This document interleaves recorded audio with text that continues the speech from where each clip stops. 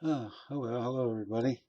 Um, Now, what I have here, besides the music, is I have a piece of memorabilia, and as you'll see in a second, it has a story to go with it too.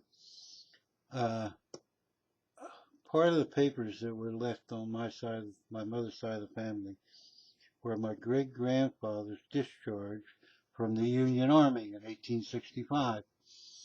And with that, there was a whole bunch of other papers, the most interesting of which was in 1874, he applied for a pension as being part of the Union Army, and he applied through the Department of Interior. Now, in those days, the Department of Interior was the most important department there was in existence, and they controlled just all the land, uh, and besides that, they controlled the pensions for the government employees and government and previous people in the uh, Northern Army and the Civil War. So in this note from the Department of Interior, it refers to my great grandfather and says that he won his case for his pension, and this is in 1874, and that he will be receiving $4 a month for the rest of his life. And then there's a second paragraph that says, due to the fact that you won your case, we're also including $10 for your lawyer's fee. So I thought that was amusing. But anyway, I gave my cousin, this was on my mother's side of the family, and she only had one sister. So I was going to give all this stuff, including the discharge, to my cousin, who was who's my aunt's son. My mother had one sister. Okay, so I gave him a whole mess of papers and a whole stack, maybe 15, 20 papers that were from the Department of Interior and other things that he dealt with through the later 1800s. And so I invited my cousin and his son to come over, and I would go over all the papers and then give them to him so that if something happened to father, the son understood what they were all about. So they show up. Well, my cousin brings this crazy, dizzy wife. She knows nothing about nothing, but before I have the first paper out, she knows more about that paper, having never seen it, never known it even existed, than everybody in the fucking world. So I pushed her aside.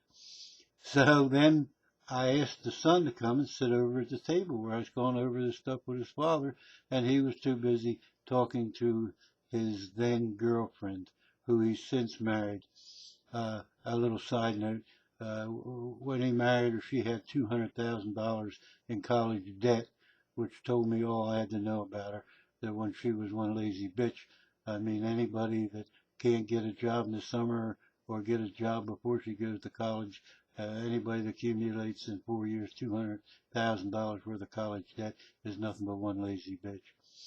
So since then, guess this, before the marriage, she takes her credit card and gets a $15,000 boob job. She owes the government 200,000 bucks, but can find 15,000 bucks to enlarge her breasts. And he's no different. He's he'll be dead by the time he's 40 probably, because he's a big steroid user and bodybuilder, and he thinks that he can compete competitively in bodybuilding. Well, anyway, so he he's over there talking with a girlfriend. He don't even want to sit down and listen to me go over the details, which would have taken him back 5 or 6 generations anyway. It would have been his great grandfather.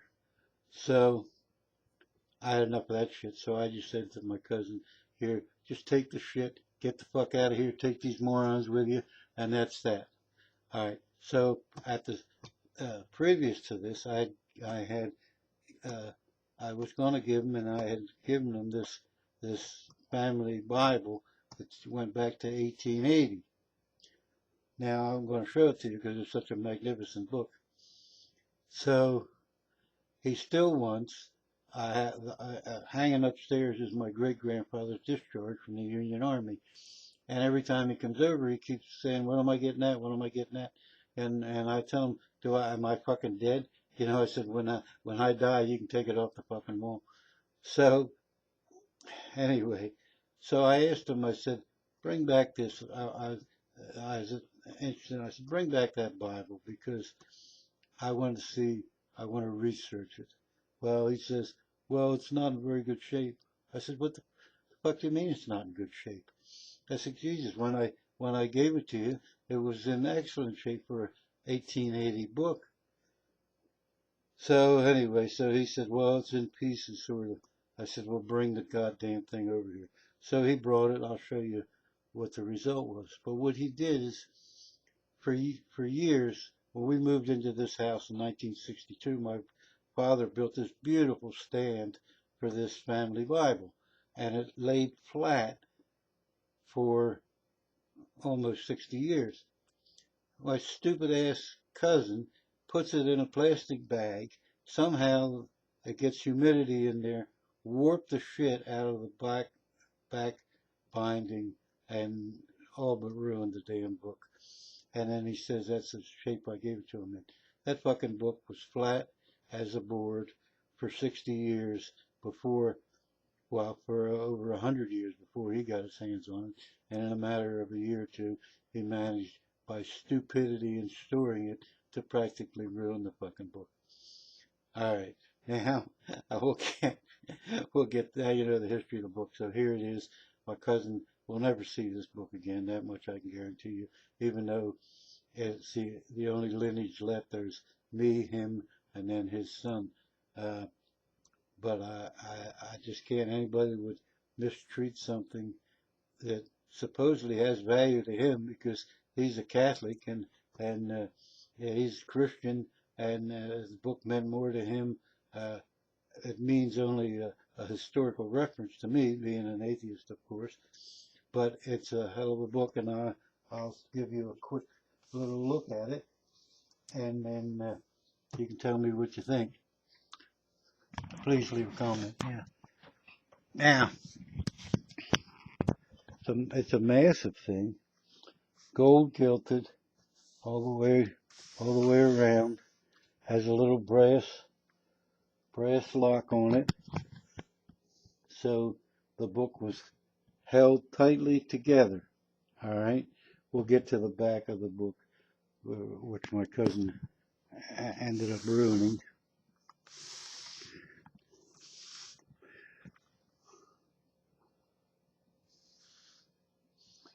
But the amount, it's a history of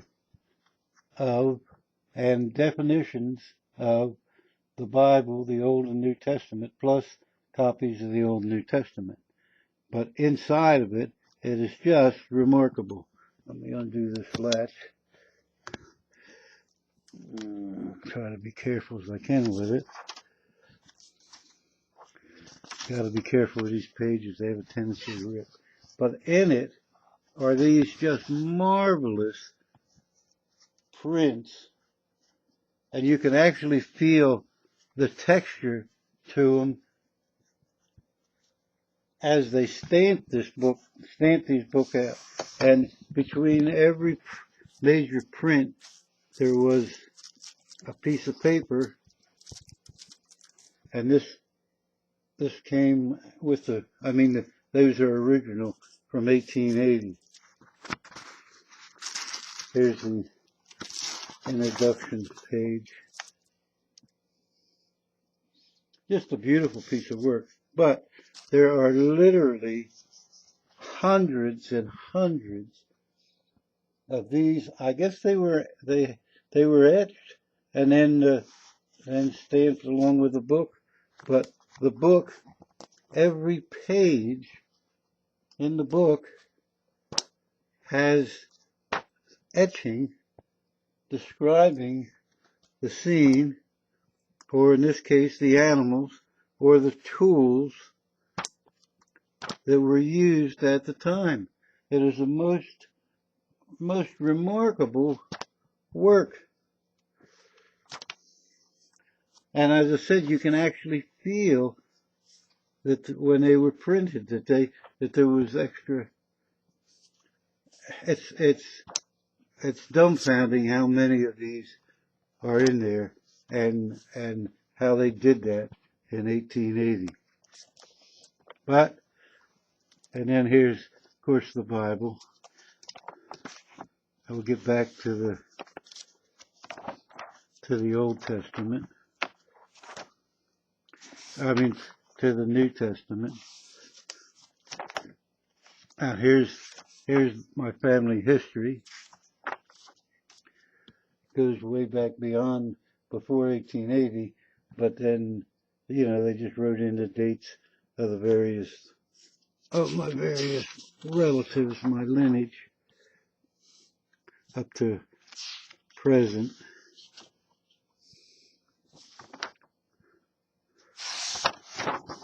But just look at this work. I mean, it's just, I always thought you could almost take these things out of the book page by page and mount them and sell them as prints.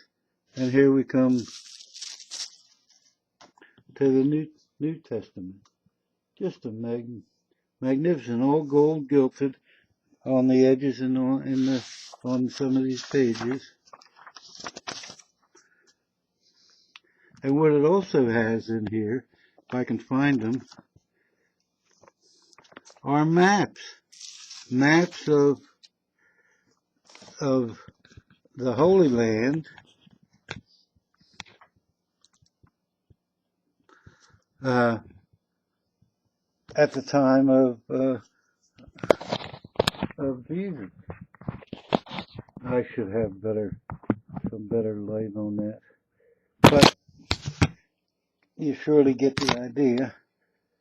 Let me see if I can get this goddamn thing working.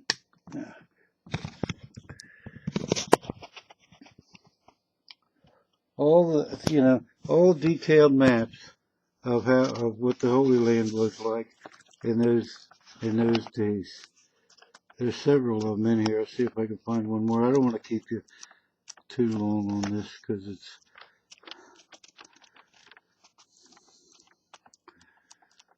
I can't find that other map. But there's, unless this is it, I don't know if that's the same one I just showed or not. But anyway, there are several maps in here, and more of these. Just here he is, I guess, throwing the money changers out of the temple.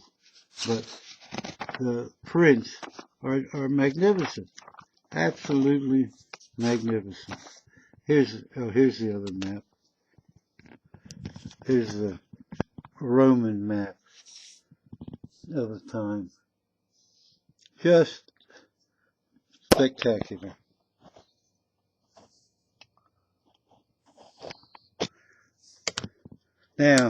Now we come to the damage. The stupid ass puts the book.